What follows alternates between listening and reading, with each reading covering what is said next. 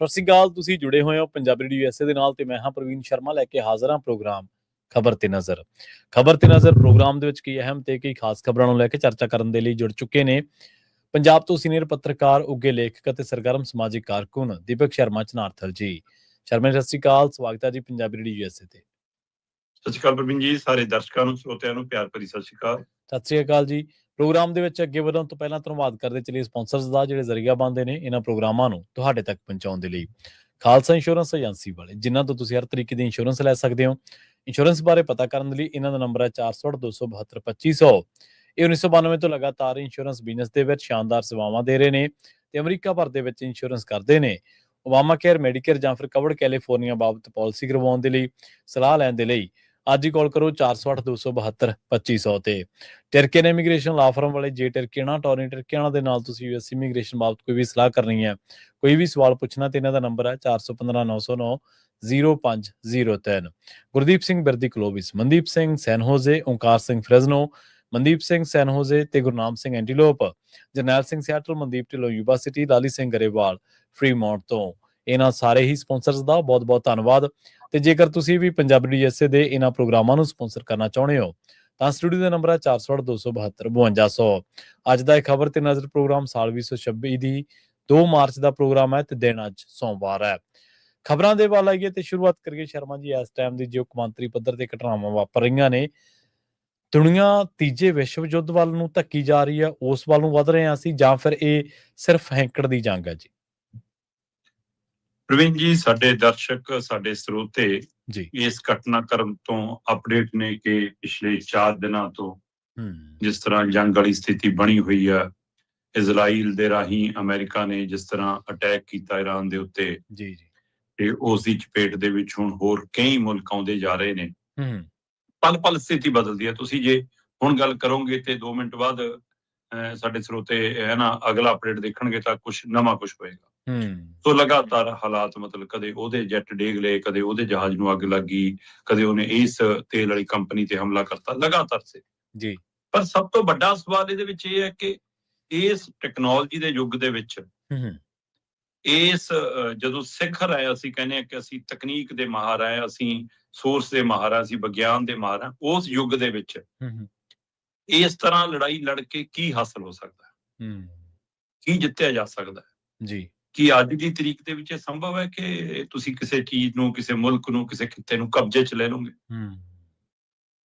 ਜਾਂ ਇਹ ਸਿਰਫ ਦੁਨੀਆ ਨੂੰ ਇੱਕ ਧੌਂਸ ਦਿਖਾਉਣ ਦੀ ਪ੍ਰਕਿਰਿਆ ਕਿ ਮੈਂ ਸਭ ਤੋਂ ਵੱਡਾ ਤੇ ਉਹ ਧੌਂਸ ਦਿਖਾਉਣ ਦਾ ਤਰੀਕਾ ਇਹੀ ਰਹਿ ਗਿਆ, ਜਾਂ ਇਹ ਰੂਸ ਔਰ ਚੀਨ ਦੇ ਨਾਲ ਜਿਹੜਾ ਵਰਤਾਰਾ ਸੀਗਾ, ਤੇ ਜਦੋਂ ਰੂਸ ਯੂਕਰੇਨ ਦੀ ਜੰਗ ਦੇ ਵਿੱਚ ਈਰਾਨ ਉੱਧਰ ਰੂਸ ਵਾਲੇ ਪਾਸੇ ਖੜਾ ਸੀ, ਕੀ ਇਹ ਉਹਦੀ ਬਦਲੇ ਦੀ ਕਾਰਵਾਈ?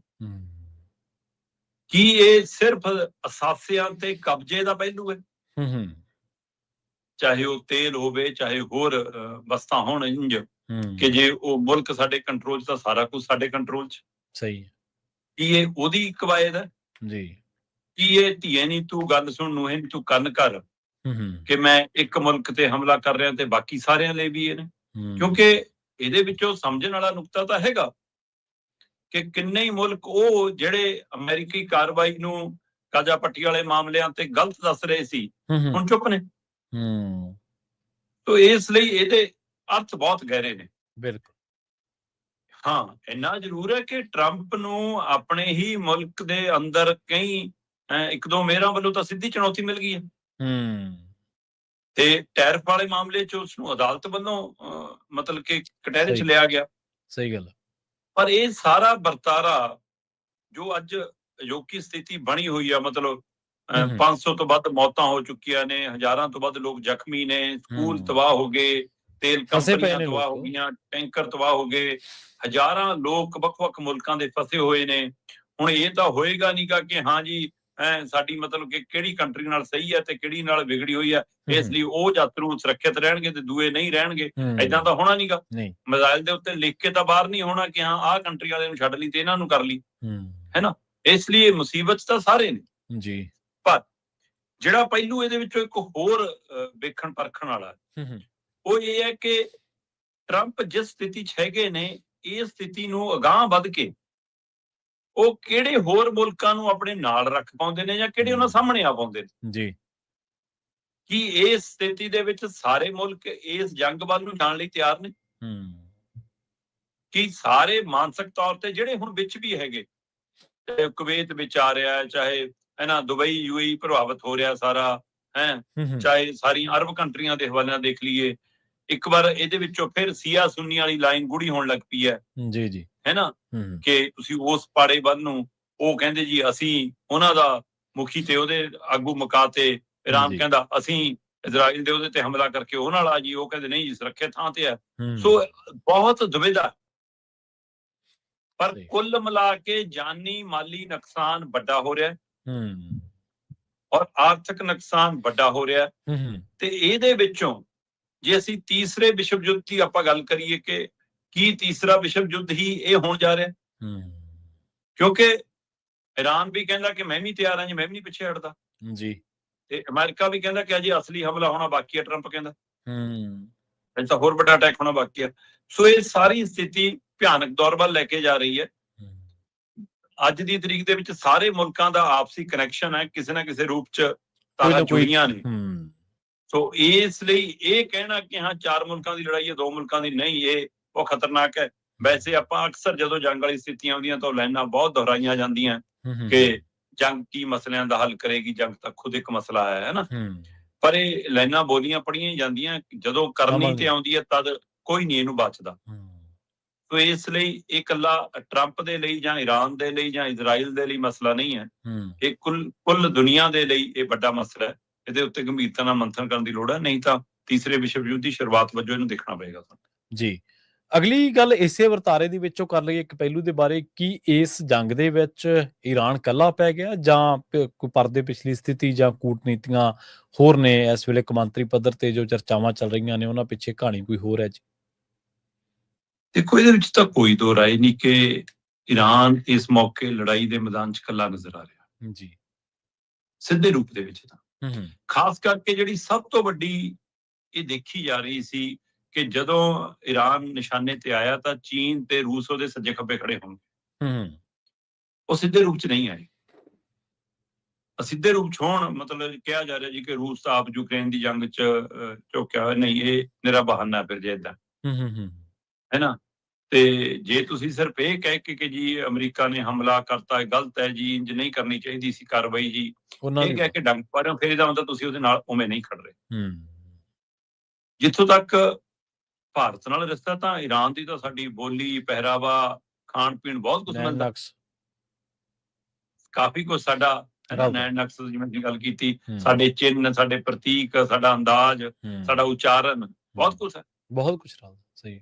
ਤੇ ਦੂਸਰਾ, ਪਿੱਛੇ ਤੋਂ ਪੀੜ੍ਹੀ ਦਰ ਪੀੜ੍ਹੀ ਝਾਤ ਮਾਰ ਕੇ ਦੇਖੋ, ਈਰਾਨ ਨਾਲ ਰਿਸ਼ਤੇ ਸਾਡੇ ਕਦੇ ਵੀ ਖਰਾਬ ਨਹੀਂ ਰਹੇ, ਚੰਗਾ ਦੋਸਤਾਨਾ ਰਿਸ਼ਤਾ ਰਿਹਾ, ਚਾਹੇ ਵਪਾਰਕ ਤੌਰ ਤੇ ਰਿਹਾ ਤੇ ਚਾਹੇ ਹੋਰ ਪੱਖੋਂ ਤੋਂ ਰਿਹਾ।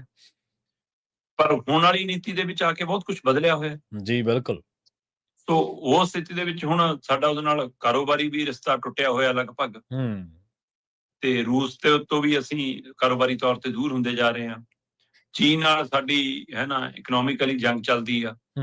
ਸੋ ਇਹ ਸਾਰੇ ਵਰਤਾਰੇ ਦੇ ਵਿੱਚ ਈਰਾਨ ਜਦੋਂ ਆਪਣੀ ਲੜਾਈ ਲੜਦਾ ਦਿਖਦਾ ਹੈ ਮੈਦਾਨੇ ਤੌਰ ਦੇ ਉੱਤੇ, ਤਦ ਬੇਸ਼ੱਕ ਉਹਦੇ ਕੋਲ ਸਾਧਨ ਸੰਪन्न ਦੇ ਤੌਰ ਤੇ ਤਾਂ ਕੁਝ ਚੀਜ਼ਾਂ ਚੀਨੀ ਹੋਣ, ਹਥਿਆਰੀ ਤੌਰ ਦੇ ਉੱਤੇ ਚਾਹੇ ਰੂਸੀ ਚੀਜ਼ਾਂ ਹੋਣ, ਹੈ ਨਾ, ਪਰ ਉਵੇਂ ਮੁਲਕ ਦੇ ਤੌਰ ਤੇ ਉਹ ਨਾਲ ਖੜੇ ਉਵੇਂ ਨਜ਼ਰ ਨਹੀਂ ਆਉਂਦੇ। ਜੀ ਜੀ, ਸਹੀ ਹੈ। ਤੋ ਇਸ ਲਈ ਉਹ ਕੱਲਾ, ਪਰ ਕੱਲੇ ਦਾ ਮਤਲਬ ਇਹ ਨਹੀਂਗਾ ਕਿ ਹਾਂ ਉਹਨੂੰ ਕੋਈ ਮੂੰਹ ਚ ਪਾਏ ਹੀ ਨਿਕਲ ਡੂਗਾ, ਉਹ ਟਾਕਰਾ ਤਾਂ ਦੇ ਰਿਹਾ। ਹੁਣ ਜਿੱਥੋਂ ਤੱਕ ਜੇ ਇਹ ਟਾਕਰਾ ਆਪਾਂ ਕਹੀਏ ਕਿ ਇਹ ਜੀ ਜਿਹੜਾ ਸਮਝੌਤਿਆਂ ਦਾ ਮਸਲਾ ਸੀ ਉਹਦੇ ਲਈ ਤਿਆਰ ਨਹੀਂ ਸੀ ਜੀ, ਉਹ ਹੈ ਜੇ ਉਹ ਮਸਲਾ ਹੁੰਦਾ ਤਾਂ ਪਤਾ ਲੱਗ ਰਿਹਾ ਕਿ ਉਹ ਤਾਂ ਪਿਛਲੇ ਹਫ਼ਤੇ ਲਗਭਗ ਤੈਅ ਹੋ ਗਿਆ ਸੀ ਸਮਝੌਤਾ ਅਮਰੀਕਾ ਨਾਲ। ਸਹੀ ਹੈ। ਇਹਦਾ ਮਤਲਬ ਹਮਲਾ ਉਹਦੇ ਕਰਕੇ ਤਾਂ ਨਹੀਂ ਹੈ, ਨਹੀਂ ਹੈ ਬਿਲਕੁਲ।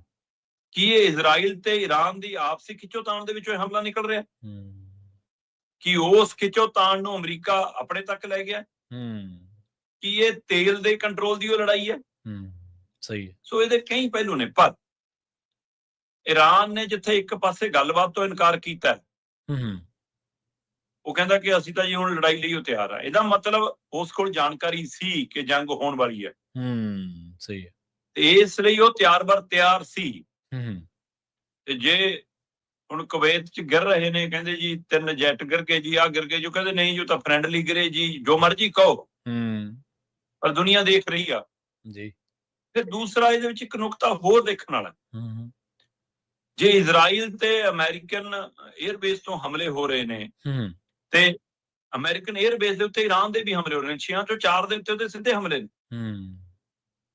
ਤੇਲ ਦੀ ਵੱਡੀ ਕੰਪਨੀ, ਉਹਨੇ ਦੁਨੀਆ ਦੀ ਸਭ ਤੋਂ ਵੱਡੀ ਨੂੰ ਤਬਾਹ ਕਰਨ ਵਾਲੇ ਪਾਸੇ ਨੂੰ ਝੁਕ ਦਿੱਤਾ, ਪਰ ਉਹ ਸਿੱਧੀ ਇਸ ਲੜਾਈ 'ਚ ਨਹੀਂ ਹੈਗਾ ਕਿ ਇਜ਼ਰਾਈਲ ਤੇ ਅਮਰੀਕੀ ਫੌਜਾਂ ਨਾਲੇ ਜਾਂ ਉਹਨਾਂ ਦੇ ਜਹਾਜ਼ਾਂ ਨਾਲੇ ਲੜ ਰਿਹਾ ਈਰਾਨ।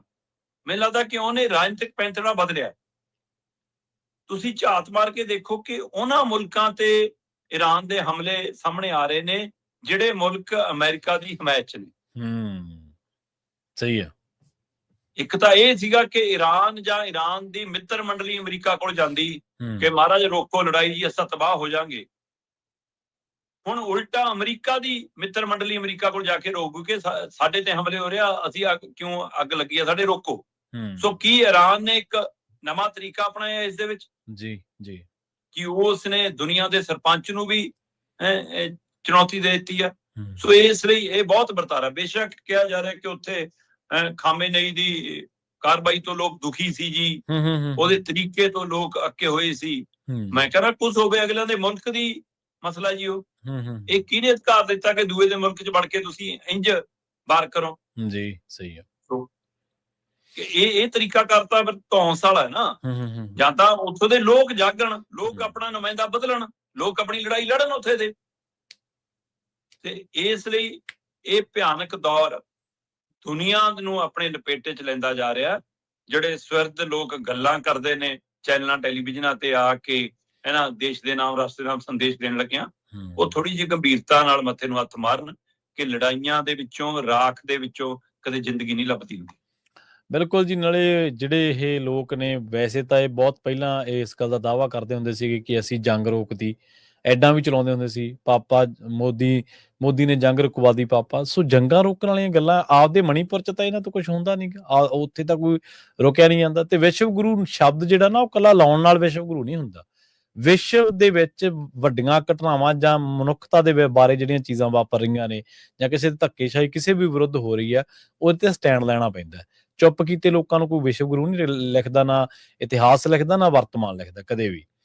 ਇਹ ਇਸੇ ਗੱਲ ਨੂੰ ਹੋਰ ਅੱਗੇ ਤੋਰ ਲਈਏ, ਗਲੋਬਲੀ ਪਿੰਡ ਦੇ ਵਿੱਚ ਭਾਰਤ ਕਿੱਥੇ ਖੜਾ ਨਜ਼ਰ ਆਉਂਦਾ ਜੀ? ਜੀ ਤੁਸੀਂ ਜਿਹੜੀ ਗੱਲ ਛੋੜੀ ਨਾ, ਬੜੀ ਗੰਭੀਰ ਆ ਜੀ। ਅਮਰੀਕਾ ਦੇ ਰਾਸ਼ਟਰਪਤੀ ਟਰੰਪ ਸਾਹਿਬ ਆਪਣੇ ਲਈ ਨਾ ਸ਼ਾਂਤੀ ਦਾ ਨੋਬਲ ਪੁਰਸਕਾਰ ਚਾਹੁੰਦੇ ਨੇ। ਜੀ ਜੀ। ਇਹ ਲੜਾਈਆਂ ਲੜ ਕੇ, ਬੰਦੇ ਮਾਰ ਕੇ ਨੋਬਲ ਪੁਰਸਕਾਰ ਮਿਲਦਾ ਹੁੰਦਾ। ਇਹ ਸ਼ਾਂਤੀ ਦੀ ਪਰਿਭਾਸ਼ਾ ਤੁਹਾਡੀ ਜੀ? ਕਿ ਤੁਹਾਡੇ ਕੋਲ ਕੋਈ ਵੀ ਮਸਲਾ ਜੇ ਹੈਗਾ ਉਹਦਾ ਹੱਲ ਕਰਨ ਦਾ ਕੋਈ ਸਾਧਨ ਹੀ ਨਹੀਂਗਾ। ਦੂਸਰੇ ਪਾਸੇ ਸਾਡੇ ਵਾਲੇ 56 ਇੰਚ ਦੀ ਛਾਤੀ ਵਾਲੇ ਕਿਉਂ ਇਸ ਮਸਲਿਆਂ ਦੇ ਉੱਤੇ ਹੁਣ ਬੋਲਣ ਦਾ ਦਮ ਨਹੀਂ ਰੱਖਦੇ? ਕੀ ਭਾਰਤੀ ਡਿਫੈਂਸ, ਕੀ ਭਾਰਤੀ ਰੱਖਿਆ ਦਾ, ਇਹਨਾਂ ਦਾ ਏਜੰਸੀਆਂ ਦਾ ਹੈਡ ਡਵਾਲ ਮੁਲਕ ਨੂੰ ਇਹ ਜਵਾਬ ਦਊਗਾ ਕਿ 2 ਦਿਨਾਂ ਬਾਅਦ ਜੰਗ ਲੱਗਣੀ ਸੀ, ਸਾਡਾ ਪ੍ਰਧਾਨ ਮੰਤਰੀ ਇਜ਼ਰਾਈਲ ਕੀ ਕਰ ਰਿਹਾ ਸੀ ਜੀ? ਉਸ ਨੂੰ ਤੁਸੀਂ ਖਤਰੇ 'ਚ ਕਿਉਂ ਪਾਇਆ? ਇਹਦਾ ਹੀ ਦੱਸ ਦਿਓ। ਬਿਲਕੁਲ। ਕੋਈ ਫਿਰ ਵੀ ਸਾਡਾ ਪ੍ਰਧਾਨ ਮੰਤਰੀ ਆ। 26 ਤਰੀਕ ਨੂੰ ਇਜ਼ਰਾਈਲ 'ਚ ਘੁੰਮ ਰਿਹਾ, ਉੱਥੇ ਮਿਲ ਰਿਹਾ ਉਹਨਾਂ ਦੇ ਆਗੂਆਂ ਨੂੰ, ਮੁਖੀਆਂ ਨੂੰ, ਤਸਵੀਰਾਂ ਆ ਰਹੀਆਂ ਨੇ, ਮੀਟਿੰਗ ਹੋ ਰਹੀ ਹੈ ਨਾ, ਉੱਥੇ ਅਫਸੋਸ ਪ੍ਰਗਟਾ ਰਿਹਾ ਹੈ ਨਾ, ਤੇ ਜੀ 28 ਤਰੀਕ ਨੂੰ ਜੰਗ ਲੱਗ ਜਾਂਦੀ। ਹੁਣ ਇਹ ਤਾਂ ਹੈ ਨਹੀਂਗਾ ਕਿ 27 ਨੂੰ ਸੁਪਨਾ ਆਇਆ ਉਹਨਾਂ ਨੂੰ ਕਿ ਸਵੇਰ ਨੂੰ ਆਪਾਂ ਲੜਨਾ।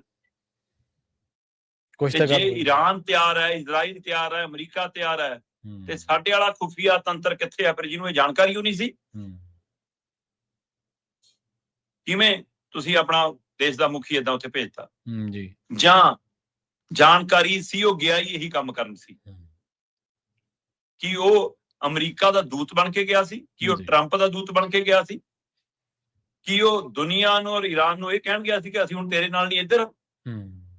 ਕੀ ਪਹਿਲਾਂ ਹੀ ਇਹ ਸੰਕੇਤ ਸੀ? ਜੀ। ਤੁਸੀਂ ਸਮਾਗਮ ਕਰ ਰਹੇ ਹੋ 350 ਸਾਲਾ ਸ਼੍ਰੀ ਗੁਰੂ ਤੇਗ ਬਹਾਦਰ ਜੀ ਦਾ ਮਹਾਰਾਸ਼ਟਰ 'ਚ। ਖਾਲਸਾਈ ਰੰਗ ਦੀ ਪੱਗ ਬਣ ਕੇ ਸਿੱਖੀ ਨਹੀਂ ਆ ਜਾਂਦੀ। ਤੁਸੀਂ ਗੁਰੂ ਸਾਹਿਬ ਦੇ ਫਲਸਫੇ ਦੇ ਹਵਾਲੇ ਨਾਲ ਮਨੁੱਖੀ ਅਧਿਕਾਰਾਂ ਦੀ ਗੱਲ ਕੀਤੀ ਉੱਥੇ। ਚਾਹੇ ਈਰਾਨ ਦੇ ਗੋਲੇ ਨਾਲ ਮਰ ਰਹੇ ਹੋਣ ਤੇ ਚਾਹੇ ਇਜ਼ਰਾਈਲ ਦੇ ਗੋਲੇ ਨਾਲ ਮਰ ਰਹੇ ਹੋਣ, ਜਿਹੜੇ ਲੋਕ ਮਰੇ ਉਹਨਾਂ ਦੇ ਲਈ ਕੋਈ ਦੁੱਖ ਪ੍ਰਗਟਾਇਆ? ਨਾ, ਕਦੇ ਵੀ ਨਹੀਂ। ਬਿਲਕੁਲ। ਤੁਸੀਂ ਅਫਸੋਸ ਜਤਾਇਆ? ਹੂੰ। ਸੋ ਇਸ ਲਈ ਤੁਸੀਂ ਕਿਸ ਪਾਸੇ ਖੜੇ ਹੋ ਇਹ ਦੇਖਣ ਦੀ ਲੋੜ ਆ। ਹੂੰ। ਦੁਨੀਆ ਗਲੋਬਲੀ ਪਿੰਡ ਹੈ। ਹੂੰ। ਇਹ ਲੜਾਈ ਸਿਰਫ ਜਿਨ੍ਹਾਂ ਦੇ ਉੱਤੇ ਬਰੂਦੀ ਲੜਾਈ ਥੋਪੀ ਗਈ ਹੈ, ਇਕੱਲੇ ਉਹੀ ਪ੍ਰਭਾਵਿਤ ਨਹੀਂ ਹੋਣੇ। ਹੂੰ। ਇਸ ਲੜਾਈ ਦੇ ਵਿੱਚ ਪੂਰੀ ਦੁਨੀਆ ਪ੍ਰਭਾਵਿਤ ਹੋਵੇਗੀ। ਸਾਡਾ ਸਾਰਾ ਅਰਥਚਾਰਾ ਇੱਕ ਦੂਜੇ ਨਾਲ ਜੁੜ ਚੁੱਕਿਆ ਹੁਣ। ਜੀ ਜੀ। ਹਰ ਮੁਲਕ ਦੇ ਲੋਕ ਕਿਤੇ ਨਾ ਕਿਤੇ ਬਸੇ ਬੈਠੇ ਨੇ। ਹੂੰ। ਸੋ ਇਸ ਲਈ ਇਸ ਮੌਕੇ ਤੁਸੀਂ ਕਿਹਦੇ ਨਾਲ ਖੜੇ ਹੋ? ਹੂੰ। ਤੁਸੀਂ ਦੂਜੇ ਮੁਲਕਾਂ ਦੇ ਮਸਲੇ ਦਾ ਕੀ ਹੱਲ ਕਰਨਾ, ਤੁਸੀਂ ਤਾਂ ਆਪਣੇ ਮੁਲਕ ਦੇ ਲੋਕਾਂ ਦੇ ਨਾਲ ਨਹੀਂ ਖੜ ਪਾ ਰਹੇ। ਸਹੀ ਹੈ। ਬਿਲਕੁਲ। ਕਹਿਣ ਨਾਲ ਹੀ ਬੰਦੇ ਦੂਜੇ ਮੁਲਕਾਂ ਚੋਂ ਬਾਹਰ ਆ ਜਾਣਗੇ ਜੀ। ਹੂੰ। ਦੁਬਈ ਨੂੰ ਸਭ ਤੋਂ ਸੁਰੱਖਿਅਤ ਮੰਨਿਆ ਜਾਂਦਾ, UAE ਨੂੰ ਸਭ ਤੋਂ ਸੁਰੱਖਿਅਤ ਮੰਨਿਆ ਜਾਂਦਾ। ਇਹ ਕਹਿ ਕੇ ਲੱਖਾਂ ਕਰੋੜਾਂ ਦੇ ਇਨਵੈਸਟਮੈਂਟ ਨੇ। ਤੁਹਾਡੀ ਪਾਰਟੀ ਤੋਂ ਲੈ ਕੇ ਦੂਜੇ ਦਲਾਂ ਤੋਂ ਲੈ ਕੇ ਰਾਜਨੀਤਿਕ ਸਮਾਜ, ਧਾਰਮਿਕ ਸਮਾਜ, ਨੁਮਾਇੰਦੇ, ਕਾਰੋਬਾਰੀ, ਵਪਾਰੀ ਤੇ ਆਮ ਲੋਕ, ਜਿਹਦੇ ਕਿੰਨਿਆਂ ਦੇ ਲੋਕਾਂ ਦੇ ਛਿੱਲੜ ਉਧਰ ਫਲੈਟਾਂ ਦੇ ਰੂਪ ਚ ਲਟਕਦੇ ਨੇ। ਸਹੀ ਗੱਲ ਆ। ਤੇ ਤੁਹਾਡੇ ਕੋਲ ਕੁਛ ਹੈਗਾ? ਉਹ UAE ਵਰਗਾ ਮੁਲਕ ਤਾਂ ਫੇਰ ਕਹਿ ਰਹੇ ਕਿ ਕੋਈ ਗੱਲ ਨਹੀਂ, ਜੇ ਤੁਸੀਂ ਟੂਰਿਸਟ ਵੀਜ਼ੇ ਤੇ ਵੀ ਆਏ, ਥੋੜਾ ਰਹਿਣ ਖਾਣ ਪੈਣ ਦਾ ਮੈਂ ਇੰਤਜ਼ਾਮ ਕਰਦਾ। ਤੁਸੀਂ ਕੀ ਯਕੀਨ ਦਵਾਇਆ ਕਿਸੇ ਨੂੰ? ਨਾ, ਕੋਈ ਵੀ ਨਹੀਂ। ਜਿਨ੍ਹਾਂ ਦੇ ਪਰਿਵਾਰਾਂ ਦੇ ਜੀ ਉੱਥੇ ਨੇ। ਕੋਈ ਬੋਲੇ ਨਾ ਬੋਲੇ, ਸਾਡੀ ਵੱਡੀ ਕਲਾਕਾਰ ਜਮਾਤ, ਵੱਡੇ ਕਾਰੋਬਾਰੀ, ਅਗਲਾ ਕਹਿੰਦਾ ਚੱਲ ਜਿੰਨਾ ਅੰਮ੍ਰਿਤਸਰ ਤੋਂ ਮੁੰਬਈ ਨੂੰ ਟਾਈਮ ਲੱਗਦਾ, ਇੰਨਾ ਹੀ ਅੰਮ੍ਰਿਤਸਰ ਤੋਂ ਦੁਬਈ ਨੂੰ ਟਾਈਮ ਲੱਗਦਾ। ਸੋ ਇਸ ਲਈ ਉਧਰ ਲੋਕ ਜ਼ਿਆਦਾ ਆਪਣੇ ਆਪ ਰੱਖੇ ਉਧਰ ਗਏ ਹੋਏ ਨੇ, ਹੁਣ ਉੱਥੇ ਰਹਿੰਦੇ ਨੇ। ਬਿਲਕੁਲ। ਤੁਸੀਂ ਕੀ ਕੀਤਾ ਉਹਨਾਂ ਲਈ? ਆ ਸਾਡੇ ਵਾਲੇ ਨੂੰ ਦੇਖ ਲਓ, ਹੈਲਪਲਾਈਨ ਨੰਬਰ। ਤੇਰੀ ਹੈਲਪਲਾਈਨ ਨੰਬਰ ਕੀ ਕਰੂਗੀ ਭਰਾਵਾ ਜਾਰੀ ਹੋਈ ਵੀ? ਜਹਾਜ਼ ਕਿਹਨੇ ਭੇਜਣੇ? ਤੁਸੀਂ ਕੀ ਕਰੋਗੇ ਹੈਲਪਲਾਈਨ ਨੰਬਰ ਜਾਰੀ ਕਰਕੇ? ਮਤਲਬ ਲੋਕਾਂ ਨੂੰ ਮੂਰਖ ਬਣਾਉਣ ਦਾ ਹੀ ਕੰਮ ਹੈ। ਬਿਲਕੁਲ। ਦਿਓ ਜਵਾਬ ਨਾ ਕਿ ਹਾਂ ਵੀ ਜੇ ਮਹੀਨਾ ਭਰ ਵੀ ਜੰਗ ਚੱਲੀ, ਤੇਲ ਦੀ ਕੀਮਤ ਨਹੀਂ ਵਧਣ ਦਿੰਦਾ, ਰੱਖੋ ਦਮ ਨਾ ਫਿਰ। ਆਓ ਉਹਦੇ ਤੇ 10ਵੀਂ ਤੱਕ ਕੱਚੇ ਤੇਲ ਦੀਆਂ ਕੀਮਤਾਂ ਵਧਣ ਦਾ ਖਦਸ਼ਾ ਪੈਦਾ ਹੋ ਗਿਆ। $120 ਪ੍ਰਤੀ ਬੈਰਲ ਤੱਕ ਜਾ ਸਕਦਾ ਕੱਚਾ ਤੇਲ। ਜੀ ਜੀ। ਤੁਹਾਡੇ ਕੋਲੇ ਦਾ ਬਦਲ ਕੀ ਹੈ ਜੀ, ਦੱਸ ਦਿਓ ਮੈਨੂੰ। ਗੈਸ ਦੀ ਸਪਲਾਈ ਪ੍ਰਭਾਵਿਤ ਹੋਣੀ ਹੈ, ਕੀ ਹੈ? ਆ ਸੋਨੇ ਚਾਂਦੀ ਦੇ ਰੇਟ ਕੱਲੇ ਚੜ ਗਏ ਇੱਕ ਦਿਨ ਨਾਲੇ। ਰੋਕ ਲਓ। ਸੋ ਤੁਸੀਂ ਕਿਸ ਪਾਸੇ ਖੜਨਾ ਹੈ, ਕਿਸ ਪਾਲੇ ਖੜਨਾ ਹੈ? ਗਲਤ ਨੂੰ ਗਲਤ ਕਹਿਣਾ ਕਿ ਠੀਕ ਨੂੰ ਠੀਕ ਕਹਿਣਾ ਹੈ, ਇਹ ਦਮ ਹੈ ਵਿਸ਼ਵ ਗੁਰੂ ਦਾ? ਜੇ ਗੁਰੂ ਕਹਾਉਣਾ ਹੈ ਉਹ ਵੀ ਵਿਸ਼ਵ ਦੇ, ਫਿਰ ਤੁਹਾਨੂੰ ਸੱਚ ਦਾ ਬੋਲਣ ਦਾ ਦਮ ਰੱਖਣਾ ਪਊਗਾ ਨਾ। ਬਿਲਕੁਲ। ਸੋ ਅਯੋਧਿਆ ਜਾਣ ਦੇ ਨਾਲ ਹੀ ਸੱਚ ਨਹੀਂ ਅੰਦਰ ਆ ਜਾਂਦਾ। ਕੋਈ ਇਹ ਬਹੁਤ ਫਿਕਰਮੰਦੀ ਵਾਲੀ ਸਥਿਤੀ ਹੈ ਕਿ ਅਸੀਂ ਮੁੱਦਿਆਂ ਦੇ ਹਾਣ ਦੇ, ਮਸਲਿਆਂ ਦੇ ਹਾਣ ਦੇ ਲੀਡਰ ਨਹੀਂ ਚੁਣ ਪਾ ਰਹੇ। ਜਿਹਦਾ ਭੁਗਤ ਭੋਗੀ ਅਮਰੀਕਾ ਵੀ ਹੋ ਰਿਹਾ, ਜਿਹਦਾ ਭੁਗਤ ਭੋਗੀ ਭਾਰਤ ਵੀ ਹੋ ਰਿਹਾ, ਜਿਹਦਾ ਭੁਗਤ ਭੋਗੀ ਦੁਨੀਆ ਵੀ ਹੋ ਰਹੀ। ਜੀ ਬਿਲਕੁਲ। ਜਿਵੇਂ ਆਪਾਂ ਤੁਸੀਂ ਕਿਹਾ ਹੈਲਪਲਾਈਨ ਨੰਬਰ, ਚਲੋ ਹੈਲਪਲਾਈਨ ਨੰਬਰ ਇਹ ਤਾਂ ਕਹਿ ਦੇਣਗੇ ਅਸੀਂ ਜੀ ਹੈਲਪਲਾਈਨ ਨੰਬਰ ਜਾਰੀ ਕਰਤਾ, ਪਰ ਹੈਲਪਲਾਈਨ ਨੰਬਰ ਦੀ ਆਊਟਪੁੱਟ ਕੀ ਹੈ? ਕਿ ਤੁਸੀਂ ਭੱਜ ਕੇ ਵਿਦੇਸ਼ ਮੰਤਰਾਲੇ ਕੋਲੇ ਗਏ ਕਿ ਮਿਨਿਸਟਰੀ ਆਫ ਐਕਸਟਰਨਲ ਅਫੇਅਰਸ ਦੇ ਨਾਲ ਕੋਈ ਮੀਟਿੰਗ ਹੋਈ ਹੈ ਤੁਹਾਡੀ? ਕੋਈ ਚਿੱਠੀ ਲਿਖੀ ਜਾਂ ਕੋਈ ਜਹਾਜ਼ ਭੇਜਣ ਦਾ ਇਰਾਦਾ, ਕੋਈ ਫਲਾਈਟਸ ਦੇ ਨਾਲ ਕੋਈ ਰਾਬਤਾ ਕਾਇਮ ਹੋਇਆ, ਜਾਂ ਕਿਸੇ ਵੀ ਤਰੀਕੇ ਦਾ ਐਵੀਏਸ਼ਨ ਇੰਡਸਟਰੀ ਦੇ ਮੰਤਰੀ ਦੇ ਨਾਲ ਕੋਈ ਮੀਟਿੰਗ ਹੋਈ? ਮੈਂ ਕਹਿੰਦਾ ਪ੍ਰਵੀਨ ਜੀ, ਇਹ ਬਹੁਤ ਦੂਰ ਦੀਆਂ ਗੱਲਾਂ ਕਰ ਰਹੇ ਹੋ। ਘੱਟੋ ਘੱਟ ਕੀ ਪੰਜਾਬ ਸਰਕਾਰ ਨੇ ਕੋਈ ਮੀਟਿੰਗ ਬੁਲਾ ਕੇ ਹਲਕਾ ਵਾਈਜ਼ ਲਿਸਟ ਤਿਆਰ ਕੀਤੀ ਕਿ ਕਿਹੜੇ ਕਿਹੜੇ ਹਲਕੇ ਦੇ ਕਿੰਨੇ ਲੋਕ ਫਸੇ ਹੋਏ ਨੇ? ਜੀ ਸਹੀ ਹੈ। ਕਿਹਨਾਂ ਦੇ ਪਰਿਵਾਰ ਕਿੱਥੇ ਨੇ? ਪਹਿਲਾਂ ਡਾਟਾ ਤਾਂ ਹੋਵੇ ਤੁਹਾਡੇ ਕੋਲ। ਕਿਹੜਾ ਕਿਸ ਮੁਲਕ ਚ ਫਸਿਆ, ਕਿਸ 에ਅਰਪੋਰਟ ਤੇ ਫਸਿਆ, ਕਿਸ ਸ਼ਹਿਰ ਚ ਫਸਿਆ, ਉਹਦਾ ਕੋਈ ਡਾਟਾ ਹੈ? ਜੀ। ਮੀਟਿੰਗ ਕੀਤੀ, ਪ੍ਰਧਾਨ ਮੰਤਰੀ ਸਾਹਿਬ ਨੇ ਮੀਟਿੰਗ ਕੀਤੀ ਸੁਰੱਖਿਆ ਬਾਰੇ ਕੈਬਨਿਟ ਮੀਟਿੰਗ ਚ। ਉਹਦੇ ਵਿੱਚ ਕੈਬਨਿਟ ਮੰਤਰੀ ਹੁੰਦੇ ਨੇ, ਕੁਝ ਪ੍ਰਧਾਨ ਮੰਤਰੀ, ਗ੍ਰਹਿ ਮੰਤਰੀ, ਵਿਦੇਸ਼ ਮੰਤਰੀ, ਡਿਫੈਂਸ ਮੰਤਰੀ, ਹੈ ਨਾ, ਫਿਰ ਫੌਜ ਮੁਖੀ। ਮੀਟਿੰਗ ਕੀਤੀ, ਪਰ ਮੀਟਿੰਗ ਚੋਂ ਕੱਢਿਆ ਕੀ ਤਾਂ ਦੱਸੋ। ਜੀ ਸਹੀ ਹੈ। ਅਗਲੀ ਗੱਲ ਕਰੀਏ ਸ਼ਰਮਾ ਜੀ, ਕੈਨੇਡਾ ਤੇ ਭਾਰਤ ਦੇ ਪ੍ਰਧਾਨ ਮੰਤਰੀਆਂ ਵਿਚਾਲੇ ਜਿਹੜੀ ਗੁਫ਼ਤਗੂ ਹੋਈ ਹੈ ਉਹਦੀ ਖਾਸੀ ਚਰਚਾ ਜੀ। ਕੀ ਗੁਫ਼ਤਗੂ ਹੋਈ ਹੈ ਐਸੀ? ਪ੍ਰਵੀਨ ਜੀ, ਆਪਾਂ ਪਹਿਲਾਂ ਤੋਂ ਹੀ ਇਹਦੇ ਉੱਤੇ ਗੱਲ ਕਰਦੇ ਆ ਰਹੇ ਸੀ ਕਿ ਉਮੀਦ ਕਰਦੇ ਆ ਕਿ ਜਿਹੜੇ ਰਿਸ਼ਤੇ ਕੜੱਤਣ ਵਾਲੇ ਹੋ ਗਏ ਸੀ, ਖਾਸ ਕਰ ਨਿੱਜਰ ਕਤਲਕਾਂਡ ਤੋਂ ਬਾਅਦ, ਤੇ ਜਿਹੋ ਜਿਹੀਆਂ ਰਿਪੋਰਟਾਂ ਕੈਨੇਡਾ ਨੇ ਸਾਹਮਣੇ ਲਿਆਂਦੀਆਂ ਸੀ, ਉਹਦੇ ਨਾਲ ਭਾਰਤੀ ਏਜੰਸੀਆਂ ਸਵਾਲਾਂ ਦੇ ਘੇਰੇ 'ਚ ਸੀ। ਤੇ ਉਸ ਤੋਂ ਬਾਅਦ ਜੋ ਆਪਸ 'ਚ ਟਕਰਾਅ ਵਾਲੀ ਸਥਿਤੀ ਬਣੀ, ਇੱਥੋਂ ਤੱਕ ਕਿ ਡਿਪਲੋਮੈਟ ਤੱਕ ਤੇ ਅਸਰ ਪਿਆ, ਵੀਜ਼ਿਆਂ ਤੇ ਅਸਰ ਪਿਆ, ਬੰਦੇ ਹਟਾਉਣ ਤੱਕ ਪ੍ਰਕਿਰਿਆ ਗਈ ਜੀ। ਉਹ ਸਾਰਾ ਕੁਛ ਕਿ ਕੀ ਇਸ ਮੀਟਿੰਗਾਂ ਦੇ ਵਿੱਚ ਕੁਝ ਹੱਲ ਹੋਣ ਵਾਲੇ ਪਾਸੇ ਜਾਏਗਾ, ਇਹ ਉਮੀਦ ਦੇ ਨਾਲ ਗੱਲ ਤੋਰੀ ਜਾ ਰਹੀ ਸੀ। ਜਦੋਂ ਕੈਨੇਡਾ ਦੇ ਪ੍ਰਧਾਨ ਮੰਤਰੀ ਮਾਰਕ ਕਾਰਨੀ ਉੱਥੋਂ ਤੁਰੇ ਕੈਨੇਡਾ ਤੋਂ, ਤੇ ਤਦ ਇੱਕ ਉਹਨਾਂ ਦਾ ਅਧਿਕਾਰਤ, ਉਹਨਾਂ ਦੇ ਵਿਭਾਗੀ ਦਾ ਇੱਕ ਅਧਿਕਾਰੀ ਦਾ ਵੱਡਾ ਬਿਆਨ ਸਾਹਮਣੇ ਆ ਗਿਆ ਜੀ ਕਿ ਇੱਥੇ ਹੋਣ ਵਾਲੇ ਕਤਲ-ਗਾਰਤ ਦੇ ਵਿੱਚ ਭਾਰਤੀ ਏਜੰਸੀਆਂ ਦਾ ਕੋਈ ਹੱਥ ਨਹੀਂ ਜੀ।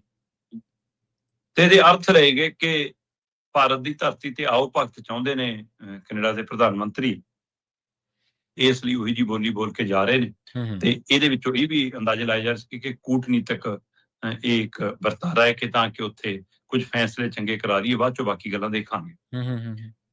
ਤੇ ਇੱਧਰ ਮਾਰਕ ਕਾਰਨੀ ਦੀ ਸਰਕਾਰ ਦੇ ਲਈ, ਉਹਨਾਂ ਦੀ ਪਾਰਟੀ ਦੇ ਲਈ ਚੁਣੌਤੀ ਖੜੀ ਹੋ ਗਈ ਜਦੋਂ ਕੈਨੇਡਾ ਦੇ ਵਿੱਚ ਇਸ ਮਸਲੇ ਤੇ ਆਵਾਜ਼ ਉੱਠਣ ਲੱਗੀ, ਖਾਸ ਕਰ ਸਿੱਖ ਭਾਈਚਾਰਾ, ਖਾਸ ਕਰਕੇ ਉਹ ਜਿਹੜਾ ਨਿੱਜ਼ਰ ਦੀ ਵਿਚਾਰਧਾਰਾ ਦੇ ਨਾਲ ਖੜਾ ਸੀ, ਉਹਨਾਂ ਨੇ ਸਵਾਲ ਖੜੇ ਕਰਨੇ ਸ਼ੁਰੂ ਕਰਤੇ ਕਿ ਇਹ ਕਿਹੜਾ ਤਰੀਕਾਕਾਰ ਹੈ ਜੀ, ਕਿ ਤੁਸੀਂ ਉਸ ਸਮੇਂ ਝੂਠ ਬੋਲ ਰਹੇ ਸੀ, ਹੁਣ ਝੂਠ ਬੋਲ ਰਹੇ ਹੋ, ਤੁਹਾਡੀਆਂ ਉਹ ਰਿਪੋਰਟਾਂ ਝੂਠੀਆਂ ਸੀ ਕਿ ਹੁਣ ਤੁਹਾਡਾ ਬਿਆਨ ਝੂਠਾ ਹੈ, ਇਹਦੇ ਸਵਾਲ ਹੋ ਰਹੇ ਸੀ।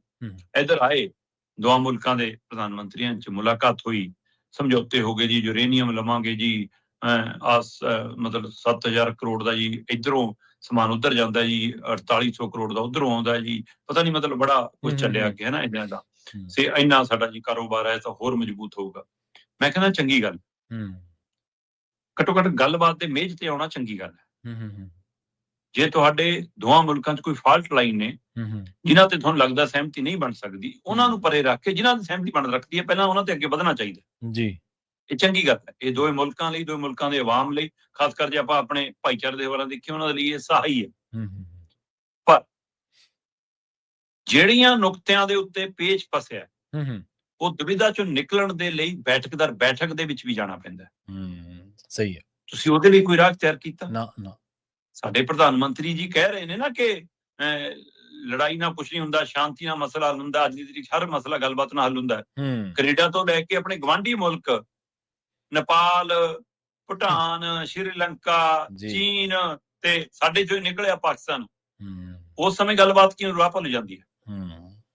ਕਰੋ ਨਾ, ਜੇ ਆਪਾਂ ਵੱਡੇ ਆ ਤਾਂ ਆਪਾਂ ਕਰੋ ਪਹਿਲ ਕੇ, ਆ ਵੀ ਆਪਾਂ ਕਰਦੇ ਆ ਗੱਲ, ਕਰੋ ਗੱਲ। ਜਿਹੜੀਆਂ ਉਹਨਾਂ ਨੇ ਗਲਤੀਆਂ ਕੀਤੀਆਂ, ਕਤਾਈਆਂ ਕੀਤੀਆਂ, ਉਹਨਾਂ ਨੂੰ ਸਾਹਮਣੇ ਬਿਠਾ ਕੇ ਜਚਾਓ ਨਾ ਜੀ ਕਿ ਤੁਸੀਂ ਆ ਗੁਨਾਹ ਕੀਤੇ, ਸਾਡੇ ਬੰਦਿਆਂ ਦੇ ਵਾਰ ਕੀਤਾ, ਹਮਲਾ ਕੀਤਾ, ਸਾਡੇ ਅੰਦਰ ਨਸ਼ਾ ਭੇਜ ਰਹੇ ਹੋ, ਬਿਠਾਓ ਸਾਹਮਣੇ, ਮਨਾਓ। ਤੇ ਤੁਸੀਂ ਗੱਲਬਾਤ ਤੋਂ ਭੱਜਦੇ ਜੀ। ਹੁਣ ਕੱਲ ਦੀ ਦੋਏ ਪ੍ਰਧਾਨ ਮੰਤਰੀਆਂ ਦੀ ਗੱਲਬਾਤ ਨੂੰ ਸਿਰਫ ਇੱਥੇ ਲਿਆ ਕੇ ਇੰਨੇ MOU ਸਾਈਨ ਹੋ ਗਏ ਜੀ, ਇੰਨੇ ਵਪਾਰਕ ਸਮਝੌਤੇ ਹੋ ਗਏ ਜੀ, ਜਿਹੜੀਆਂ ਫਾਲਟ ਲਾਈਨ ਨੇ ਉਹਦੇ ਬਾਰੇ ਤੁਸੀਂ ਜ਼ਿਕਰ ਨਹੀਂ ਕਰਨਾ। ਫਿਰ ਬੱਚਿਆਂ ਵਾਲਾ ਮਸਲਾ, ਵੀਜ਼ਿਆਂ ਵਾਲਾ ਮਸਲਾ, ਉੱਥੇ ਸਾਡੇ ਲੋਕ ਜਿਹੜੇ ਰਹੇ ਨੇ ਉਹਨਾਂ ਦੇ ਉੱਤੇ ਹਮਲੇ ਹੋ ਰਹੇ ਨੇ, ਘਰਾਂ ਦੇ ਬਾਹਰ ਗੈਂਗਸਟਰ ਇੱਥੇ ਫਿਰੋਤੀਆਂ ਮੰਗਣ ਜਾ ਰਹੇ ਨੇ, ਅਟੈਕ ਹੋ ਰਹੇ ਨੇ, ਉਹਦੇ ਲਈ ਤੁਸੀਂ ਪੁੱਛਣਾ ਸਾਡੇ ਲੋਕਾਂ ਦੀ ਸੁਰੱਖਿਆ ਦਾ ਸਵਾਲ। ਤੇ ਜਿੱਦਾਂ ਹੀ ਗੱਲਬਾਤ ਮੁੱਕੀ, ਜਨਾਬ ਉੱਥੋਂ ਆਸਟ੍ਰੇਲੀਆ ਨੂੰ ਜਹਾਜ਼ ਉੱਡਣ ਲੱਗਿਆ, ਜਦੇ ਫਿਰ ਰਿਪੋਰਟਾਂ ਆਉਣ ਲੱਗੀਆਂ ਕੈਨੇਡਾ ਤੋਂ ਕਿ ਨਹੀਂ ਜੀ ਇਹ ਤਾਂ ਇਹਨਾਂ ਦੇ ਹੱਥ ਨੇ ਜੀ। ਮਤਲਬ ਇਹ ਦੋਹਰਾ। ਹੁਣ ਫੇਰ ਮਾਰਕ ਕਾਰਨੀ ਕੀ ਇਹ ਚਾਹੁੰਦੇ ਨੇ ਕਿ ਮੈਂ ਜਦੋਂ ਕੈਨੇਡਾ ਉਤਰਾ ਤਾਂ ਉੱਥੇ ਮੈਂ ਉਸ ਤਰੀਕੇ ਨਾਲ ਉਤਰਾ ਕਿ ਉੱਥੇ ਨਾ ਮੇਰਾ ਵਿਰੋਧ ਹੋਵੇ, ਤੇ ਇਹੀ ਜੀ ਰਾਜਨੀਤੀ ਕਿਵੇਂ ਫੜੂਗੀ ਜਨਾਬ? ਸੋ ਦੋਵਾਂ ਮੁਲਕਾਂ ਨੂੰ ਗੰਭੀਰਤਾ ਨਾਲ ਲੈਣਾ ਚਾਹੀਦਾ। ਭਾਰਤ ਤਾਂ ਭਾਰਤ, ਪੰਜਾਬ ਦੇ ਲਈ ਤਾਂ ਕੈਨੇਡਾ ਦੂਜਾ ਸ਼ਹਿਰ ਹੈ ਸਾਡਾ, ਜਿੰਨਾ ਪਰਿਵਾਰ, ਜਿੰਨੇ ਲੋਕ ਸਾਡੇ ਕੈਨੇਡਾ ਫਸਦੇ ਨੇ। ਇਸ ਲਈ ਪ੍ਰਧਾਨ ਮੰਤਰੀ ਨੂੰ ਔਰ ਕੈਨੇਡਾ ਦੇ ਪ੍ਰਧਾਨ ਮੰਤਰੀ ਨੂੰ, ਦੋਵਾਂ ਨੂੰ ਇਸ ਮਸਲੇ ਨੂੰ ਗੰਭੀਰਤਾ ਲੈਣਾ ਚਾਹੀਦਾ ਸੀ। ਮੈਨੂੰ ਲੱਗਦਾ ਵਪਾਰਕ ਡੀਲ ਤੋਂ ਅੱਗੇ ਨਹੀਂ ਵਧੇਗੀ ਗੱਲਬਾਤ ਜੀ। ਬਿਲਕੁਲ। ਤੇ ਜਾਂਦਿਆਂ ਦੀ ਗੱਲ ਕਰੀਏ ਪੰਜਾਬ ਦੇ ਇੱਕ ਬੜੇ ਹੀ ਅਹਿਮ ਮਸਲੇ ਦੀ, ਰਣਜੀਤ ਸਿੰਘ ਐਨਕਾਊਂਟਰ ਮਾਮਲਾ। ਸ਼ਰਮਾ ਜੀ, ਇਸ ਮਾਮਲੇ ਦੇ ਵਿੱਚ ਪੁਲਿਸ ਤਾਂ ਘਿਰੀ ਹੈ, ਪੁਲਿਸ ਤੋਂ ਪਹਿਲੇ ਦਿਨ ਤੋਂ ਹੀ ਆਪਾਂ ਪੁਲਿਸ ਦੀ ਕਾਰਵਾਈ ਤੇ ਤਾਂ ਸਵਾਲ ਚੁੱਕ ਰਹੇ ਹਾਂ, ਸਰਕਾਰ ਵੀ ਬੁਰੇ ਤਰੀਕੇ ਦੇ ਨਾਲ ਘਿਰ ਗਈ ਹੈ ਜੀ। ਪ੍ਰਵੀਨ ਜੀ, ਰਣਜੀਤ ਸਿੰਘ ਐਨਕਾਊਂਟਰ ਮਾਮਲਾ ਅੱਜ ਇੱਕ ਵੱਡੇ ਅੰਦੋਲਨ 'ਚ ਬਦਲਦਾ ਦੇਖ ਰਹੇ ਹਾਂ ਆਪਾਂ। ਉਸ ਨੂੰ ਵੱਡੇ ਇਕੱਠ ਦੇ ਰੂਪ 'ਚ ਉਦੋਂ ਦੇਖਿਆ ਗਿਆ ਜਦੋਂ ਇੰਨੀ ਵੱਡੀ ਗਿਣਤੀ 'ਚ ਆਪ ਮੁਹਾਰੇ ਲੋਕ ਆਏ ਜੀ। ਉਹ 'ਚ ਪੰਥਕ ਧਿਰਾਂ ਵੀ ਆਈਆਂ, ਉਹ 'ਚ ਖੱਬੀਆਂ ਧਿਰਾਂ ਵੀ ਆਈਆਂ, ਉਹਦੇ ਵਿੱਚ ਸਮਾਜਿਕ ਧਿਰਾਂ ਵੀ ਆਈਆਂ, ਉਹ 'ਚ ਵੱਖ-ਵੱਖ ਨੁਮਾਇੰਦੇ ਵੀ ਆਏ, ਉਹ 'ਚ ਰਾਜਨੀਤਿਕ ਜਮਾਤ ਵੀ ਸ਼ਾਮਲ ਹੋਈ। ਜਿਹਨੂੰ ਆਪਣੀ ਸਮਝ ਅਨੁਸਾਰ ਲੱਗਿਆ ਕਿ ਵਧੀਕੀ, ਉਹ ਲੋਕ ਉੱਥੇ ਗਏ। ਤੇ ਉਸ ਵੱਡੇ ਇਕੱਠ ਦੇ ਵਿੱਚ ਫਿਰ ਇੱਕ ਵਾਰ ਮਤਲਬ ਕਿ ਪੰਥਕ ਧਿਰ ਤੇ ਖੱਬੀ ਧਿਰ ਦੀ ਲਾਈਨ ਉੱਭਰ ਕੇ ਸਾਹਮਣੇ ਆਈ। ਬਿਲਕੁਲ। ਮਤਲਬ ਸਾਡੀ ਹਉਮੈ ਨੂੰ ਅਸੀਂ ਕਿੰਨੀ ਦੇਰ ਪੱਠੇ ਪਾਈ ਜਾਵਾਂਗੇ, ਮੈਨੂੰ ਨਹੀਂ ਸਮਝ ਆਉਂਦੀ। ਅਸੀਂ ਕਿੰਨੀ ਦੇਰ ਮੁੱਦੇ ਨੂੰ ਪਰਾਂ ਭਟਕਾ ਕੇ ਲੈ ਜਾਵਾਂਗੇ, ਤੇ ਫਿਰ ਖੁਸ਼ ਕੌਣ ਹੋਊਗਾ, ਕੱਛਾ ਕੌਣ ਵਜਾਊਗਾ? ਸਹੀ ਹੈ। ਜਦੋਂ ਅਜਿਹਾ ਪੱਤਾ ਆਊਗਾ, ਉਹ ਸਰਕਾਰ ਜਿਹਦੇ ਖਿਲਾਫ ਲੜਨ ਗਏ, ਉਹ ਸਿਸਟਮ ਜਿਹਨੂੰ ਚੁਣੌਤੀ ਦੇਣ ਗਏ, ਉਹ ਪੁਲਿਸ ਤੰਤਰ ਜਿਹਨੂੰ ਘੇਰਨ ਗਏ, ਤੁਸੀਂ ਉਹਨਾਂ ਨੂੰ ਘੇਰਨ ਗਏ, ਕੋਈ ਫਾਇਦਾ ਦੇਣ ਚਲੇ ਗਏ ਸੀ? ਜੇ ਉੱਥੇ ਵੀ ਇੰਜੇ ਲੜਨਾ ਸੀ ਕਿ ਤਾਰਾ ਵੀ ਪੁਲਿਸ ਚੌਂਕੀ ਦੀਆਂ ਪਲੱਗ ਚਲਾ ਦਿਓ, ਹੈਨਾ, ਤਾਇਆ ਕਹਿੰਦਾ ਮੇਰੇ ਹਿਸਾਬ ਨਾਲ ਚੱਲੋ, ਹੈਨਾ, ਤੇ ਦੂਏ ਲੀਡਰ ਕਹਿੰਦੇ ਸਾਡੇ ਹਿਸਾਬ ਨਾਲ ਚੱਲੋ। ਮਤਲਬ ਤੁਸੀਂ ਰਣਜੀਤ ਸਿੰਘ ਜਾਂ ਰਣਜੀਤ ਸਿੰਘ ਵਰਗੇ ਜਿਹਨੇ ਐਨਕਾਊਂਟਰ ਹੋਏ ਨੇ ਉਹਨਾਂ ਦੀ ਗੱਲ ਘੱਟ ਕਰ ਰਹੇ ਹੋ। ਸਟੇਜ ਕਿਹੜਾ ਕੰਟਰੋਲ ਕਰੂਗਾ? ਇਹਦੀ ਗੱਲ ਵੱਧ ਕਰ ਰਹੇ। ਸਹੀ ਗੱਲ। ਤੇ ਫਿਰ ਆਪਾਂ ਲੜਾਈ ਕਿਵੇਂ ਲੜਾਂਗੇ? ਉਹ ਬੱਚੀਆਂ ਜਿਹੜੀਆਂ ਇੰਦਰਪ੍ਰੀਤ ਸਿੰਘ ਨੂੰ, ਜਦੋਂ ਇੰਦਰਜੀਤ ਨੂੰ ਚੱਕਿਆ ਤੇ ਉਹਦੀਆਂ ਭੈਣਾਂ ਨੂੰ ਜਿਵੇਂ ਚੱਕਿਆ, ਵੀ ਜੇ ਇੰਦਰਜੀਤ ਦਾ ਨਾਂ ਹੋਊਗਾ ਤਾਂ ਕਰੋ ਇਨਕੁਆਇਰੀ, ਜੇ ਦਿਲਾਵਰ ਦਾ ਨਾਂ ਹੀ ਤਾਂ ਤੁਹਾਡੇ ਕੋਲ ਹੈ, ਕਰੋ ਇਨਕੁਆਇਰੀ। ਸਹੀ ਗੱਲ। ਤੇ ਉਸੇ ਤਰ੍ਹਾਂ ਤੁਸੀਂ ਇਨਕੁਆਇਰੀ ਲਈ ਰਣਜੀਤ ਸਿੰਘ ਨੂੰ ਰੱਖਦੇ, ਲੈ ਕੇ ਜਾਂਦੇ ਅਦਾਲਤ 'ਚ, ਪੇਸ਼ ਕਰਦੇ, ਗਵਾਹ ਭਗਤਾਉਂਦੇ, ਸਜ਼ਾ ਦਿਵਾਉਂਦੇ ਜੇ ਉਹ ਦੋਸ਼ੀ ਸੀ। ਤੇ ਗੋਲੀ ਕਿਵੇਂ? ਤੇ ਜੇ ਚੁਣੇ ਨੁਮਾਇੰਦੇ ਕਹਿਣ ਲੱਗ ਜਾਣਗੇ ਗੋਲੀ ਦਾ ਜਵਾਬ ਗੋਲੀ ਦੇਾਂਗੇ, ਇਹਦਾ ਮਤਲਬ ਤੁਸੀਂ ਨੀਤੀ ਬਣਾ ਲਈ। ਸਹੀ ਗੱਲ। ਤੇ ਇਹੀ ਨੀਤੀ ਤੁਹਾਡੀ ਦਿਲਾਵਰ ਨੂੰ ਕੀ ਵਾਧਾ-ਮਾਫ ਗਵਾਹ ਬਣਾਉਣ ਲਈ ਤਿਆਰ ਕਰ ਰਹੀ ਹੈ। ਸਹੀ ਗੱਲ। ਇਹੀ ਨੀਤੀ ਭੈਣਾ ਚੱਕ ਕੇ ਇੰਦਰਜੀਤ ਨੂੰ ਆਪਣੇ ਨੇੜੇ ਲਿਆਉਣ ਦੀ ਕਵਾਇਦ ਹੈ। ਸੋ ਇਸ ਆਵਾਮ ਦੇ ਇਕੱਠ ਨੇ ਉਹ ਬੱਚੀਆਂ ਤਾਂ ਆਜ਼ਾਦ ਕਰਾਂਗੀਆਂ, ਪਰ ਸਵਾਲ ਤਾਂ ਇਹ ਹੈ ਕਿ ਜਿਹੜੇ 5 ਘਰਾਂ 'ਚ 70 ਵਿਸ਼ੇ ਨੇ, ਸਹੀ ਗੱਲ, ਬਿਲਕੁਲ, ਉਹਨਾਂ ਦੇ ਇਨਸਾਫ ਕਿੱਥੇ? ਉਹਨਾਂ ਦਾ ਹੱਲ ਕੀ ਹੈ? ਸਹੀ ਗੱਲ। 2 ਪੁਲਿਸ ਵਾਲੇ ਉਹਨਾਂ ਦੇ ਲਈ ਕੀ ਕੀਤਾ ਇਸ ਤੰਤਰ ਨੇ? ਤਾਂ ਜਵਾਬ ਦੇਣ। ਤੇ ਜਿਹੜੇ ਆਹ 3 ਘਰ ਜਿਨ੍ਹਾਂ ਦੇ 2 ਪੁੱਤ ਤੁਸੀਂ ਚੱਕੇ ਹੋਏ ਨੇ, ਇੱਕ ਮਾਰਤਾ ਤੇ 3 ਘਰੇ ਹਾਂ। ਸੋ ਇਸ ਲਈ ਇਹ ਪਹਿਲੂ ਬਹੁਤ ਅਹਿਮ ਹੈ। ਏਕੇ ਦੀ ਜਿੱਥੇ ਲੋੜ ਹੁੰਦੀ ਹੈ ਉੱਥੇ ਸਰਕਾਰ ਨੂੰ ਸਪਸ਼ਟ ਰੂਪ 'ਚ ਸਾਹਮਣੇ ਆਉਣ ਦੀ ਲੋੜ ਹੈ। ਮੁੱਖ ਮੰਤਰੀ, ਗ੍ਰਹਿ ਮੰਤਰੀ ਵੀ ਨੇ, ਕੇਜਰੀਵਾਲ ਪੰਜਾਬ ਨੂੰ ਚਲਾਈ ਜਾ ਰਹੇ ਨੇ, ਤੇ ਹੁਣ ਲੋਕਾਂ ਨੂੰ ਜਵਾਬ ਦੇਣ ਆ ਕੇ ਨਾ। ਹੁਣ ਨਹੀਂ, ਜਿਹੜੀ ਤੁਹਾਡੀ ਇੱਛਾ ਸੀ ਪੁਲਿਸ ਕੰਟਰੋਲ ਕਰਨ ਦੀ, ਕਿ ਆਹੀ ਕੰਟਰੋਲ ਹੈ ਪੁਲਿਸ ਤੇ? ਪੁਲਿਸ ਆਪ ਬਾਗੀ ਹੋ ਗਈ ਕਿ ਤੁਸੀਂ ਬਾਗੀ ਕਰਾਈ ਹੈ? ਸਵਾਲ ਇਹ ਨਹੀਂਗਾ ਕਿ ਉਹ ਦੋਸ਼ੀ ਹਨ ਜਾਂ ਨਹੀਂ, ਸਵਾਲ ਤੁਹਾਡੇ ਤਰੀਕੇ ਦਾ ਕਿ ਪੁਲਿਸ ਦਾ ਤਰੀਕਾ ਕਿਵੇਂ ਹੈ, ਕਾਨੂੰਨ ਦਾ ਤਰੀਕਾ ਕਿਵੇਂ ਹੈ। ਚੁੱਪ ਤੇ ਵੀ ਸਵਾਲ ਹੈ। ਔਰ ਸਵਾਲ ਵੀ ਇਹ ਕਿ ਉਹ ਦੌਰ, ਜਿਹੜਾ ਦੌਰ ਪੰਜਾਬ ਹੰਢਾ ਚੁੱਕਿਆ, ਜਿਹਦੇ ਵਿੱਚ ਬਹੁਤ ਕੁਝ ਗਵਾ ਚੁੱਕਿਆ, ਤੇ ਤੁਸੀਂ ਅੱਜ ਉਸੇ ਦੌਰ ਵੱਲ ਧੱਕਣ ਦੀ ਕਵਾਇਦ ਵੱਲੋਂ। ਸੋ ਵੱਡਾ ਇਕੱਠ ਸੀ, ਵੱਡਾ ਏਕਾ ਸੀ, ਜਿਹਦੇ ਵਿੱਚੋਂ ਬੱਚੀਆਂ ਨੂੰ ਤਾਂ ਰਿਹਾ ਕਰਾਉਣ ਦੇ ਵਿੱਚ ਕਾਮਯਾਬ ਹੋ ਗਏ, ਪਰ ਅਜੇ ਰਣਜੀਤ ਦੀ ਲਾਸ਼ ਦਾ ਵੀ ਕੀ ਬਣਨਾ ਇਹ ਵੀ ਸਪਸ਼ਟ ਨਹੀਂਗਾ। ਜੀ ਬਿਲਕੁਲ, ਮਾਮਲੇ ਦਾ ਤਾਂ ਮਤਲਬ ਦੂਰ ਹੈ, ਪਰ ਹਾਂ, ਜੇ ਲਹਿਰ ਬਣੀ, ਜੇ ਆਵਾਜ਼ ਉੱਠੀ, ਤਾਂ ਸਰਕਾਰ ਗੋਡਿਆਂ ਭਾਰ ਹੁੰਦੀ ਦੇਖਿਓ। ਹਾਂਜੀ ਬਿਲਕੁਲ। ਦੇਖੋ, ਜਾਣਾ ਵੀ ਚਾਹੀਦਾ ਸੀ, ਜਿਵੇਂ ਤੁਸੀਂ ਜ਼ਿਕਰ ਕੀਤਾ ਵੀ ਸਾਰੀਆਂ ਥਾਵਾਂ ਦੇ ਲੋਕ ਹੀ ਗਏ ਨੇ, ਪੱਤਰਕਾਰ ਵੀ ਗਏ ਨੇ, ਬੁੱਧੀਜੀਵੀ ਵੀ ਗਏ ਨੇ, ਚਿੰਤਕ ਵੀ ਗਏ ਨੇ, ਤੇ ਇਹੀ ਸਿਰ ਜੋੜਨ ਦਾ ਵੇਲਾ ਹੈ। ਤੇ ਇਹ ਸਰਕਾਰ ਵੀ ਦੱਸੇ ਵੀ ਜੇਕਰ ਪੁਲਿਸ ਤੁਹਾਡੇ ਤੋਂ ਬਾਹਰ ਹੈ ਤੇ ਫਿਰ ਪੁਲਿਸ ਨੂੰ ਥਾਪੜਾ ਕਿਹਦਾ? ਜੇ ਰਾਜ ਸਰਕਾਰ ਦੇ ਅੰਡਰ ਹੀ ਨਹੀਂ ਪੁਲਿਸ ਚੱਲ ਰਹੀ, ਤਾਂ ਫਿਰ ਰਾਜ ਸਰਕਾਰ ਤੋਂ ਵੱਡੀ ਹੋਰ ਕਿਹੜੀ ਪਾਵਰ ਹੈ ਜਿਹੜੀ ਚਲਾ ਰਹੀ ਹੈ? ਤੇ ਤੁਸੀਂ ਇੰਨੇ ਕਿਉਂ ਉੱਥੇ ਢਹਿਲੇ ਪੈ ਚੁੱਕੇ ਹੋ, ਜਾਂ ਤੁਸੀਂ ਉੱਥੇ ਕਿਉਂ ਕਮਜ਼ੋਰ ਪੈ ਚੁੱਕੇ ਹੋ ਕਿ ਤੁਹਾਡੀ ਪੁਲਿਸ ਤੁਹਾਡੇ ਤੋਂ ਹੀ ਬਾਹਰ ਹੈ? ਲੱਗ ਨਹੀਂ ਰਿਹਾ। ਮੈਂ ਕਹਿੰਦਾ ਪੁਲਿਸ ਨੇ ਕਿਸੇ ਦੇ ਕਹੇ ਤੇ ਕਰਤਾ। ਮੈਂ ਕਹਿੰਦਾ ਪੁਲਿਸ ਨੇ ਆਪ ਮਾਰੇ ਕਰਤਾ। ਸਾਰੀ ਇਨਕਾਊਂਟਰ ਆਪ ਮਾਰੇ ਕਰ ਰਹੀ ਹੋ। ਜੀ ਬਿਲਕੁਲ ਬਿਲਕੁਲ। ਸਾਰੀ ਗਿੱਟੇ ਗੋਡਿਆਂ 'ਚ ਗੋਲੀਆਂ ਆਪੇ ਮਾਰੀ ਜਾਂਦੀ ਹੈ।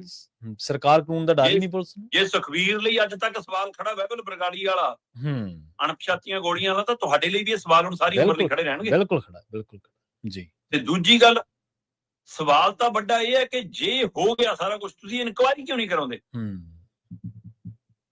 ਜੀ। ਸੋ ਘੱਟੋ ਘੱਟ ਮਨਾਂ ਨੂੰ ਤਸੱਲੀ ਸੀ, ਉਹ ਚੀਜ਼ ਵੀ ਪਤਾ ਨਹੀਂ ਕੀ ਘਪਲੇ ਕਰਨੇ ਇਨਕੁਆਇਰੀਆਂ 'ਚ ਵੀ ਕਰਦੇ ਹੀ ਆ, ਕਰਾਉਣ ਲਈ ਵੀ ਤਿਆਰ ਨਹੀਂ। ਤੁਸੀਂ ਇਹ ਦੇਖੋ ਜੀ। ਤੇ ਸ਼ਰਮਾ ਜੀ, ਇਹਨਾਂ ਖਾਸ ਖਬਰਾਂ ਤੇ ਖਾਸ ਜਾਣਕਾਰੀਆਂ ਦੇ ਲਈ ਤੁਹਾਡਾ ਬਹੁਤ ਧੰਨਵਾਦ ਜੀ। ਸਤਿ ਸ਼੍ਰੀ ਅਕਾਲ ਜੀ। ਪ੍ਰੋਗਰਾਮ ਖਬਰ ਤੇ ਨਜ਼ਰ ਨੂੰ ਆਪਾਂ ਇੱਥੇ ਸਮਾਪਤ ਕਰਾਂਗੇ। ਆਪਣੇ ਨਾਲ ਜੁੜੇ ਸਨ ਸੀਨੀਅਰ ਪੱਤਰਕਾਰ ਦੀਪਕ ਸ਼ਰਮਾ ਚਨਾਰਥਲ ਜੀ, ਜਿਨ੍ਹਾਂ ਦੇ ਨਾਲ ਆਪਾਂ ਕੀ ਅਹਿਮ ਤੇ ਕਈ ਖਾਸ ਖਬਰਾਂ ਨੂੰ ਲੈ ਕੇ ਚਰਚਾ ਕੀਤੀ ਹੈ। ਤੁਹਾਡਾ ਸਾਰਿਆਂ ਦਾ ਬਹੁਤ ਧੰਨਵਾਦ। ਸਤਿ ਸ਼੍ਰੀ ਅਕਾਲ। ਇਸੇ ਤਰ੍ਹਾਂ ਜੁੜੇ ਰਹੋ ਪੰਜਾਬੀ ਰੇਡੀਓ USA ਦੇ ਨਾਲ।